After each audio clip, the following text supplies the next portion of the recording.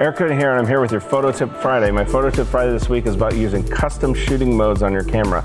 That's what Canon calls it. Other cameras have the same custom functions where you can look it up, you can go in, and what you can do with these custom shooting modes, what's awesome, is set them up to where you can shoot different shooting modes based on different settings. So for example, custom shooting mode 1 is set up, it was set up for jets.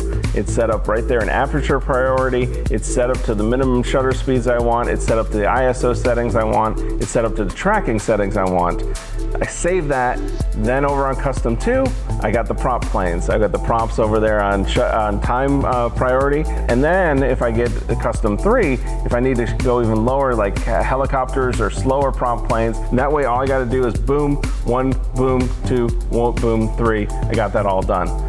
That's my Photo Tip Friday. If you want more tips like this, come join me on my classes over at KelbyOne.com.